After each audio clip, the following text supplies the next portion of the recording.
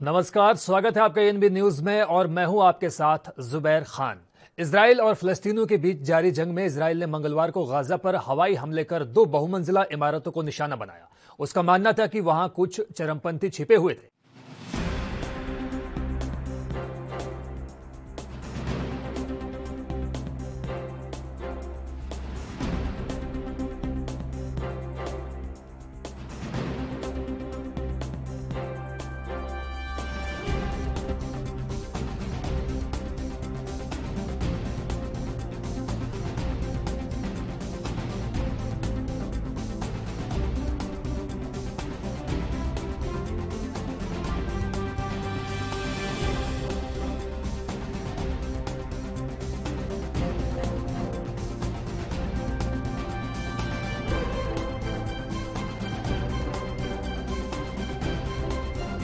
Corona संकट के बीच देश के अस्पतालों में आग लगने का सिलसिला लगातार जारी है। अब गुजरात के भावनगर स्थित जनरेशन अस्पताल में लगी आग सामने आई है। बताया जा रहा है कि आग तीसरी मंजिल पर लगी, जहां आईसीयू बेड थे। जब आग लगी उस वक्त आईसीयू में 70 से ज्यादा मरीज एडमिट थे। सभी को हालांकि सुरक्षित बाहर निकाल लिया गया है। अस्पताल मैनेजमेंट का कहना है कि आग शॉर्ट सर्किट की वजह से लगी। आग लगते ही सभी मरीजों को बाहर निकाल लिया गया। इस वजह से किसी मरीज की जान नहीं गई। फिलहाल मौके पर दमकल विभाग की टीम पहुंच गई है और आग पर काबू पाने की कोशिश की जा रही है। कई घंटों की मशक्कत के बाद हालांकि आग पर अब कुछ हद तक काबू पा लिया गया है।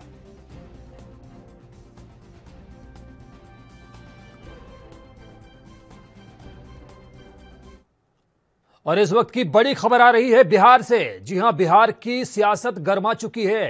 पप्पू यादव जेल जा चुके हैं। तो ये बड़ी खबर आपकी टीवी स्क्रीन पर मौजूद, जहां पर 14 दिन की न्यायिक हिरासत में भेजे गए हैं जन अधिकार पार्टी के राष्ट्रीय अध्यक्ष पप्पू यादव। तो ये बड़ी खबर, पप्पू यादव को रात 2 बजे लाया गया था सुपौल जेल। पटना में पप्पू यादव के समर्थकों ने हालांकि हंगामा किया था, लेकिन उन्हें कोई कामयाबी मिलती हुई अब नजर नहीं आ रही। पप्पू को ले जा रहे पुलिस काफिले पर उनके सपोर्टर्स ने हमला भी किया था। पप्पू यादव के समर्थकों ने कई जगह बवाल भी किया था। तो ये बड़ी खबर, बिहार में सियासत पूरी तरह से गर्माती हुई नजर आ रही है, क्योंकि पूर्व सांसद और जन अधिकार पार्टी के राष्ट्रीय अध्यक्ष पप्पू यादव को जेल भेज दिया गया है। आपको बता दें कि पप्पू यादव के ऊपर आरोप था कि कोरोना गाइडलाइंस का उन्होंने उल्लंघन किया है। हालांकि पप्पू यादव बार बार ये कहते रहे हैं कि इस मुश्किल घड़ी में वो लगातार गरीबों और बेरोजगार लोगों की मदद कर रहे हैं और सरकार को ये रास नहीं आ रहा। पप्पू यादव ने यह भी कहा था कि जिस तरह से उन्होंने स्वास्थ्य महकमे की पोल खोल के रख दी थी, उसके बावजूद सरकार ने बजाय स्वास्थ्य व्यवस्था के सही करने के उन पर ही नकेल कसने की कोशिश की। तो आपको बता दें कि 14 दिन की न्यायिक हिरासत में भेज दिए गए हैं जन अधिकार पार्टी के नेता पप्पू यादव।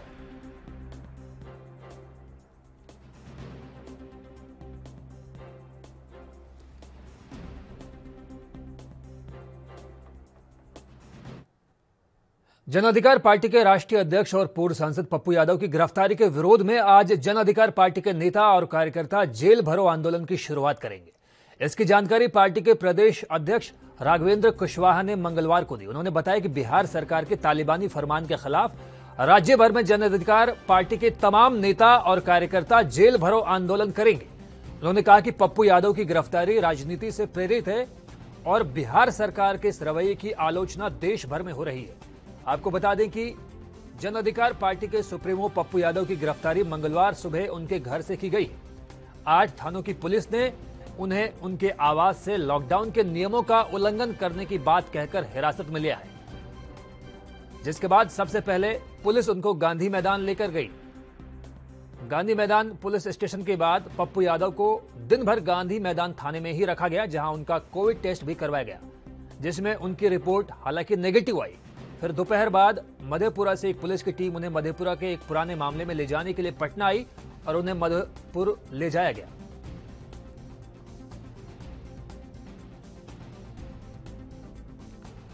तो ये बड़ी खबर कहा जा सकता है और समझा भी जा सकता है कि जिस तरह से पप्पू यादव की गिरफ्तारी हुई है, उन्हें जेल में भेज दिया गया है। अब बिहार की सियासत में गर्माहट देखी जा सकती है। सियासी गलियारों में ये हलचल तेज हो गई है कि पप्पू यादव के पीछे सियासी पैंतरेबाजी नजर आ रही है।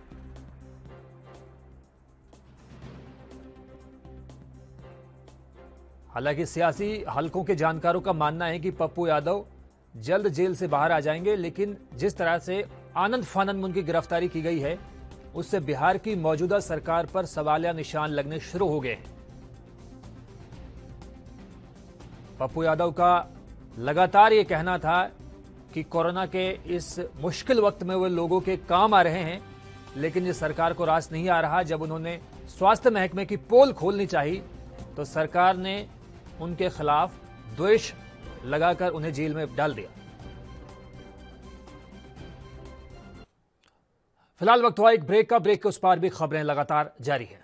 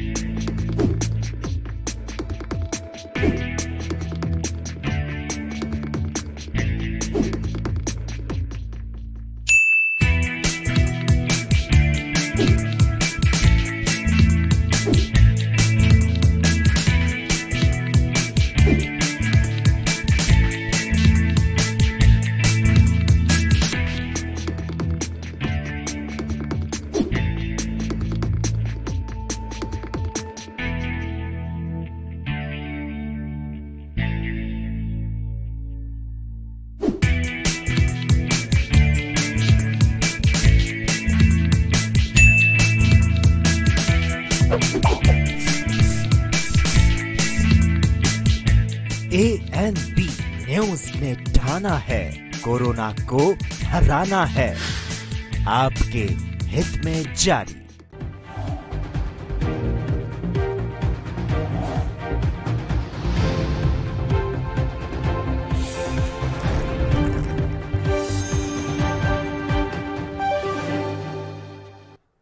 तो ब्रेक के बाद स्वागत है आपका और रुख करेंगे इस वक्त की बड़ी खबर का, जो पंजाब से आ रही है।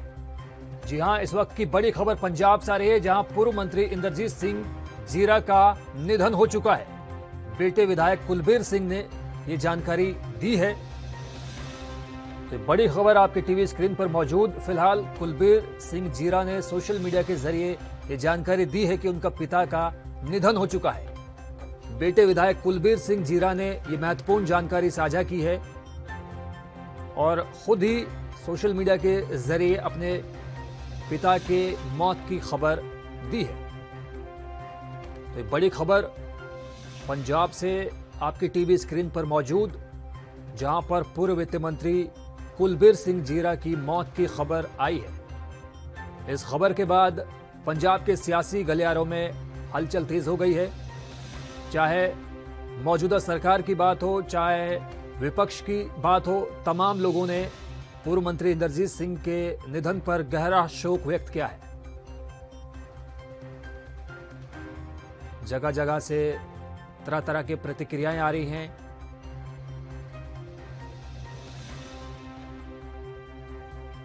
और हमारे साथ ताज़ा अपडेट के साथ हमारे सहयोगी जगतार सिंह भुल्लर जी मौजूद हैं।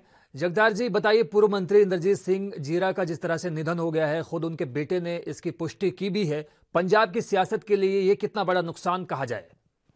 बिल्कुल, देखिए ये बहुत ही बड़े कांग्रेस पार्टी के दिग्गज नेता थे। हालांकि पहले वो श्रोमणी अकाली दल के नेता थे। 1997 की जब श्रोमणी अकाली दल भारतीय जनता पार्टी की सरकार थी तब राज्य के कैबिनेट मंत्री थे और उसके बाद उनको छोड़ दिया था और कांग्रेस का जो हाथ वो थाम लिया था। और लगातार पिछले 20-25 साल से वो लगातार कांग्रेस पार्टी के बड़े नेता के तौर पे उभरे थे और पूर्व कह सकते कि मंत्री और उनका जीरा हल्का से वो कांग्रेस पार्टी के विधायक रहे, क्योंकि अब उनका जो बेटा कुलबीर सिंह जीरा वो जीरा से कांग्रेस पार्टी के विधायक हैं। तो ये काफी पंथक परिवार माना जाता है और काफी कट्टर परिवार भी माना जाता है पार्टी को लेकर। और आज उनके जो इंद्रजीत सिंह जीरा, क्योंकि सुबह 5 बजे के करीब उनका देहांत हुआ मोहाली के एक हॉस्पिटल में। वो काफी लंबे समय से वो बीमार चलते आ रहे थे और आईसीयू में दाखिल थे, लेकिन सुबह उनका 5 बजे देहांत हो गया और उनके जो बेटे हैं वो जो विधायक हैं कुलबीर सिंह जीरा, उनकी तरफ से जानकारी दी गई। तो ये कांग्रेस पार्टी के लिए एक बड़ा लॉस है, राज्य के लिए एक बड़ा लॉस है कि बहुत। माफी चाहूंगा, बीच में आपको रोकना चाहूंगा और ये पूछूंगा आपसे कि इंद्रजीत सिंह जीरा जो हैं वो काफी तजुर्बेकार लीडर रहे हैं पंजाब राज्य के और कई पार्टियों का उनके पास अनुभव भी रहा है। तो इस नाते क्या किसी बड़े नेता की कोई संदेश आया है, कोई किसी ने शोक व्यक्त किया है? देखिए, निश्चित तौर पे अब जो तमाम जितने भी कांग्रेस पार्टी और श्रोमणी अकाली दल के लोग भी, जो अन्य पार्टी के लोग हैं जिन्होंने उनके साथ काम किया है, चाहे वो अलग अलग पार्टी में रहे, लेकिन काफी लोगों के करीबी थे और मेहनती थे और काफी उन्होंने कांग्रेस पार्टी के लिए भी काम किया है। तो ऐसे में तमाम मुख्यमंत्री कैप्टन अमरिंदर सिंह के अलावा जो श्रोमणी अकाली दल के अध्यक्ष सुखबीर सिंह बादल, तमाम जितने भी राज्य के बड़े लीडर हैं, उनकी तरफ से वो शोक संदेश आ चुका और शाम को उनका अंतिम जो संस्कार वो कर दिया जाएगा। जी जगदार जी, मैं ये भी जानना चाहूंगा कि जिस तरह से कोविड काल चल रहा है, कोरोना लगातार लोगों को अपनी जद में लेता जा रहा है, तो पूर्व मंत्री इंद्रजीत सिंह का जो निधन हुआ है, तो जो इनका अंतिम संस्कार किया जाना है उसमें कितने लोगों के शामिल होने की इजाजत मिलनी आपको लग रही है कि मिल जाएगी? नहीं, देखिए निश्चित तौर पर उनके परिवार की तरफ से ही लोगों को संदेश दिया गया कि कोविड की जो आदेश है उनकी पालना करते हुए ही उनका जो संस्कार किया जाएगा और 20 से ज्यादा लोगों की गिनती नहीं होगी, लेकिन क्योंकि गांव में निश्चित तौर पे कई गांव के लोग उनके घर पे भी पहुंच जाएंगे। लेकिन संस्कार पे अगर हम बात करें तो वो जो सरकार की तरफ से जो गाइडलाइन है उनकी पूरी परिवार की तरफ से बताया गया कि पालना की जाएगी। जी जगदार जी, ये भी बताइए कि पंजाब की सियासत में, जैसे कि मैंने पहले कहा भी था कि पंजाब की सियासत में एक हलचल तेज हो सकती है क्योंकि उनके स्पेस को भरना इतना आसान नहीं होगा। क्या उनके बेटे उनके वैक्यूम को जो खाली हुआ है उसको भर पाने में कामयाब हो पाएंगे क्या? देखिए, निश्चित तौर पे देखिए ये एक कह सकते हैं कि एक पिता के लिए बहुत ही स्वाभिमान वाली बात थी कि उन्होंने खुद अपनी, हालांकि उनको जब 2017 की इलेक्शन थी तो उनको कांग्रेस पार्टी इंद्रजीत सिंह जीरा को टिकट दे रहे थे, लेकिन उन्होंने कहा नहीं, मुझे नहीं चाहिए, क्योंकि कांग्रेस पार्टी की जो अगली सेकंड लाइन है हमें उनको मजबूत करना होगा। तो उन्होंने अपनी टिकट कटवा कर अपने बेटे का नाम आगे किया था और कुलबीर सिंह जीरा 2017 में विधायक बने थे। तो इंद्रजीत सिंह जीरा को हमारी भी कई बार बातचीत होती रही अक्सर उनके साथ, तो हमेशा कहते हैं कि कांग्रेस पार्टी को अगर आगे लेके जाना तो हमें कम से कम जो युवा लोग हैं उनको आगे करना होगा, उनको मजबूत करना होगा। तो एक पिता की तरफ से अपनी खुद की जो टिकट कांग्रेस हाईकमान ने दी थी उनको मना करते हुए उन्होंने कहा कि आगे नौजवानों को टिकट देनी पड़ेगी। तो निश्चित तौर पे उनका जो बेटा कुलबीर सिंह जीरा, वो जो उनका जो वैकम है वो जरूर बढ़ेगा, क्योंकि लगातार वहाँ वो पार्टी के लिए काफी एक सरगर्म एमएलए और युवा एमएलए, अब उनकी अभी महज 32 साल उम्र है। तो निश्चित तौर पे हमारे साथ साझा करने के लिए आपका बहुत बहुत शुक्रिया।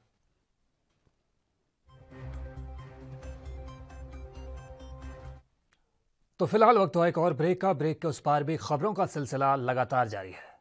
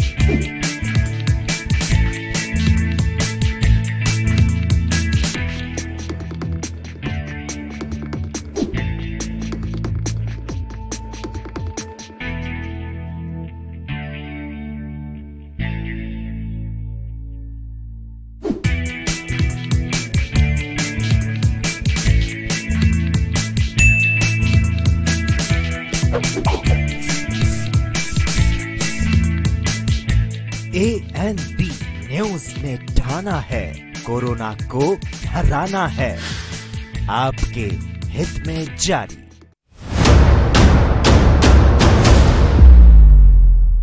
हक की बात दोपहर 12 बजे सिर्फ ANB न्यूज पर।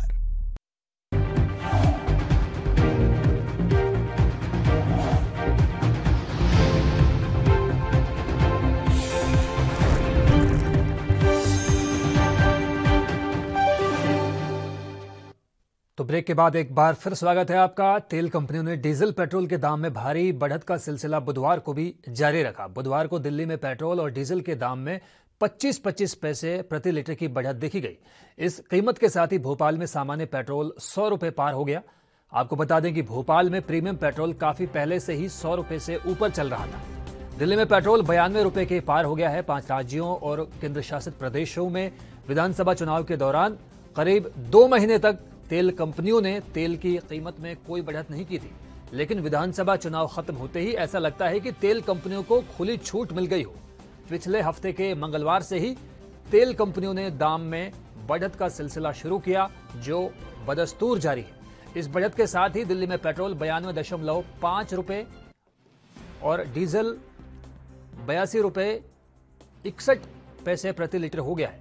इसी तरह मुंबई में 98 रुपए और डीजल 89 रुपए लीटर, चेन्नई में पेट्रोल 98 रुपए और डीजल 87.49 पैसे प्रति लीटर के तहत बेचा जा रहा है।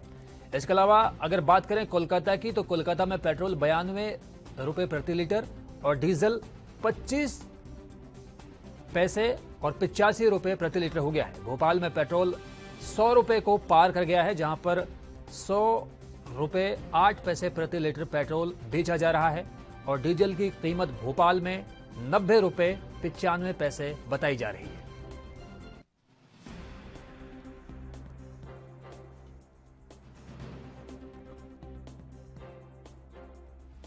इस खबर पर ताजा अपडेट के लिए हमारे सहयोगी गणेश तिवारी हमारे साथ मौजूद हैं इंदौर से।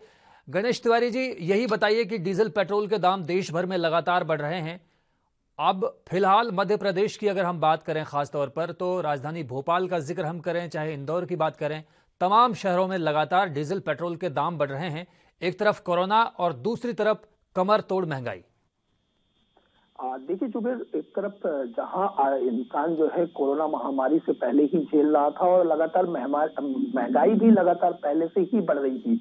लगातार महंगाई जो है 7वें आसमान पर तक पहुंच चुकी थी और कोरोना महामारी ने अलग लोगों का जीवन अस्त व्यस्त कर रखा है पूरी तरह से। ऐसे में एक बार फिर पेट्रोल और डीजल की कीमतों में मंगलवार को एक बार फिर बढ़ोतरी हुई है, जिसके चलते महाराष्ट्र के नांदेड़ से लेकर अगर बात करें तो मध्य प्रदेश के रीवा तक में अब मध्य प्रदेश में भी पेट्रोल और डीजल के दामों में बढ़ोतरी की गई है। और यही वजह है कि अब एक बार फिर पेट्रोल के दामों में 100 रुपए प्रति लीटर के स्तर को पार कर गया है। यानी कि पेट्रोल की जो मार है, जो पेट्रोल है, उसकी कीमत अब 100 रुपए पार कर चुकी है। और जो पेट्रोल अधिसूचना उनके कंपनियों के जो जारी मूल्य अधिसूचना के अनुसार पेट्रोल की कीमत में 27 पैसे प्रति लीटर और डीजल में 30 पैसे प्रति लीटर की बढ़ोतरी की गई है। इन बढ़ोतरियों के कारण अब जो है पेट्रोल, अगर मध्य प्रदेश के भोपाल की बात करें, रीवा की बात करें, शहडोल की बात करें या फिर छिंदवाड़ा की बात करें, तो यहाँ पर पेट्रोल की कीमतों में भारी मात्रा में बढ़ोतरी हुई है और 100 रुपए पार करते हुए यहाँ पर 100 रुपए से ज्यादा पेट्रोल की कीमतों में आज इनका रेट हो चुका है। जी जुबेर, सही बात कही आपने कि राजधानी भोपाल का अगर हम जिक्र करें तो भोपाल में 100 के पार पेट्रोल पहुंच चुका है और डीजल की अगर हम बात करें तो 90 के पार डीजल हो चुका है। मैं जानना ये चाह रहा था आपसे कि लगातार जो नेता हैं लगातार ये वादे करते रहे हैं कि देश में महंगाई कम होगी, महंगाई कम होगी, लेकिन बावजूद इसके महंगाई कम होने का नाम नहीं ले रही है। और एक तो कोरोना की वजह से लोगों के रोजगार छिन गए हैं और ऊपर से महंगाई की मार। लोगों की तरफ से कोई नाराजगी जाहिर की गई है, कोई प्रतिक्रिया आई है, कोई धरना प्रदर्शन, कोई इस तरह की बातें सामने आई है क्या? जुबेर, देखिए, महंगाई को लेकर कांग्रेस पहले भी आड़े हाथों लेती रही है, लेकिन अगर चूंकि अभी कोरोना काल चल रहा है, ऐसे में किसी तरह की, चाहे वो आम जनता को लेकर हो या फिर किसी भी राजनीतिक नेता को लेकर हो, किसी तरह के धरने या फिर किसी तरह के विरोध की अनुमति का प्रदर्शन करने की अनुमति नहीं है। इस तरह से, हालांकि कोरोना काल है, लगातार कोरोना की दूसरी लहर भयावह मध्य प्रदेश में बन चुकी है, तो हालांकि इस तरह की घटना सामने नहीं आई है जहां पर किसी तरह से किसी का प्रदर्शन किया जाए। लेकिन लोग तमाम जो है, दुनिया वर्चुअल हो चुकी है, साइबर वर्ल्ड में हम लोग जी रहे हैं, तो सोशल मीडिया के जरिए भी कोई प्रतिक्रिया सामने आई है क्या? निश्चित तौर पर देखिए, सोशल मीडिया की बात करें तो लगातार जो है कांग्रेस भी इसको आड़े हाथों ले रही है। जिस कदर महंगाई हुई है और तमाम जो है आम जनता की प्रतिक्रियाओं की बात करें तो सोशल मीडिया के माध्यम से लगातार लोगों का विरोध जारी है, और चाहे वो केंद्र सरकार के बारे में हो या फिर राज्य सरकार के बारे में हो, दोनों ही केंद्र और राज्य सरकारों के प्रति लोग जो है अपना अपना गुस्सा जो है महंगाई के प्रति जाहिर कर रहे हैं। सोशल माध्यम से, तमाम ट्वीट के माध्यम से लोग जो है इसका विरोध कर रहे हैं। गणेश जी, सीएम शिवराज सिंह चौहान ने जब मुख्यमंत्री की कुर्सी संभाली थी, जब मुख्यमंत्री की कुर्सी पे वो काबिज हुए थे, तो उन्होंने वादा किया था मध्य प्रदेश के निवासियों से, मध्य प्रदेश के लोगों से, कि उनकी सरकार आते ही महंगाई पर काबू पा लिया जाएगा।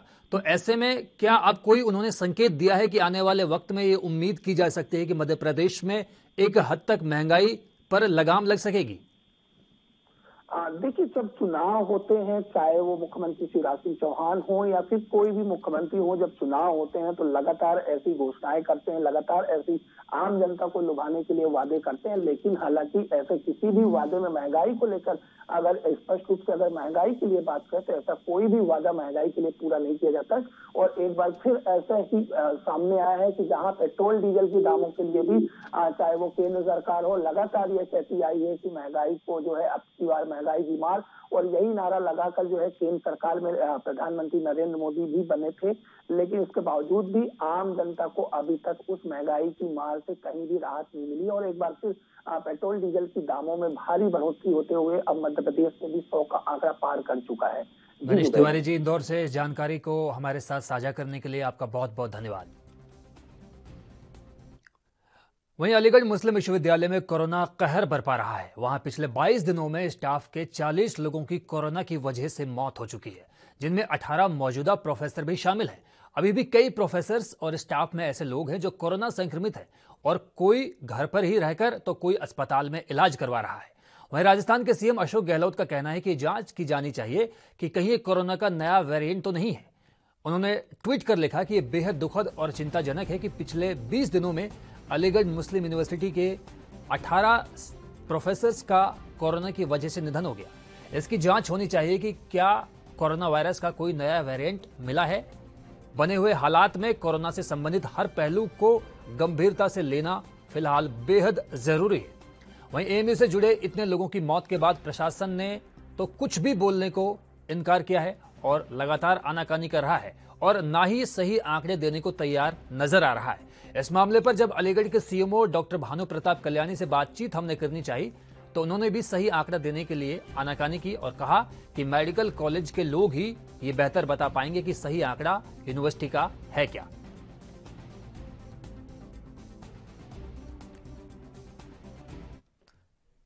दिल्ली के मुख्यमंत्री अरविंद केजरीवाल ने प्रेस वार्ता कर केंद्र सरकार से वैक्सीन बनाने के लिए दूसरी कंपनियों को इजाजत देने की मांग की थी। वहीं मामले पर बीजेपी महिला नेता मीनाक्षी लेखी ने सीएम केजरीवाल पर जमकर हमला बोला।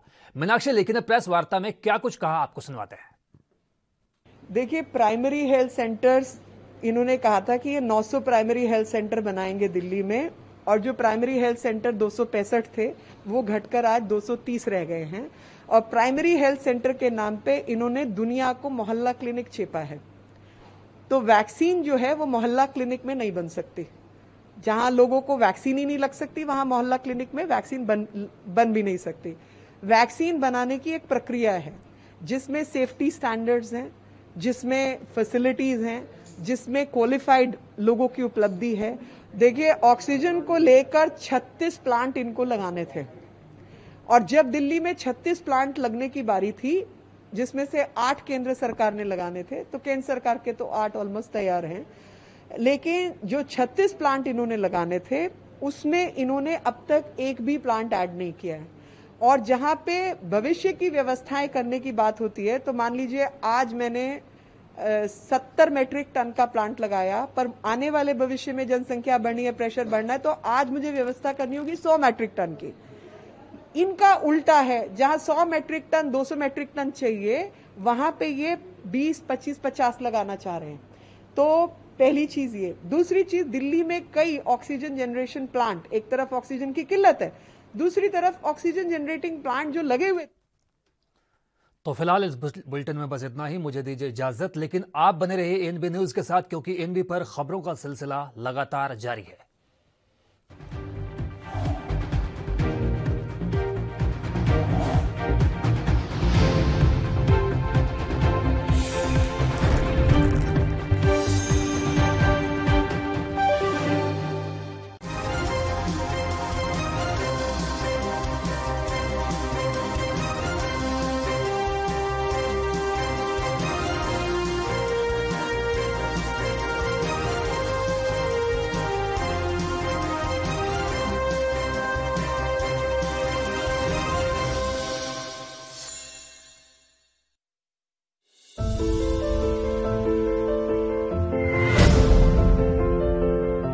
जब तक आवश्यक न हो घर से न निकले। हाई रिस्क कैटेगरी से जुड़े हुए लोग जैसे 10 साल से कम उम्र के बच्चे, 60 साल से अधिक उम्र के बुजुर्ग, गर्भवती महिलाएं, एक से अधिक बीमारियों से ग्रस्त व्यक्ति व कमजोर इम्यूनिटी वाले लोग घर से बाहर न निकलें। बगैर मास्क के घर से बाहर बिल्कुल न निकलें। अनावश्यक भीड़ भाड़ वाली जगह पर न जाएं। व्यापारी गण मास्क एवं ग्लव्स का इस्तेमाल जरूर करें। कार्यालयों में कर्मचारियों को शिफ्ट में बुलाएं। एक बार में आधे से अधिक कर्मचारियों को न बुलाया जाए। फील्ड में तैनात अधिकारी एवं कर्मचारी मास्क एवं ग्लव्स जरूर पहने। स्वच्छता, सैनिटाइजेशन एवं फॉगिंग नियमित रूप से कराई जाए और कंटेनमेंट जोन को सख्ती से लागू किया जाए। रात्रि कर्फ्यू का पालन करें।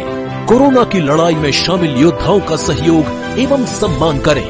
कोरोना की लड़ाई के लिए आवश्यक जीवन रक्षक दवाओं एवं ऑक्सीजन इत्यादि का अनावश्यक भंडारण न करें। अफवाहों से बचें। 18 वर्ष से अधिक आयु के नागरिक 1 मई 2021 से निशुल्क टीकाकरण करा सकेंगे। आइए टीकाकरण के इस महाअभियान में हम सभी अपना योगदान दें। 28 अप्रैल 2021 से पंजीकरण शुरू। घबराने की नहीं है बात, सरकार खड़ी है साथ।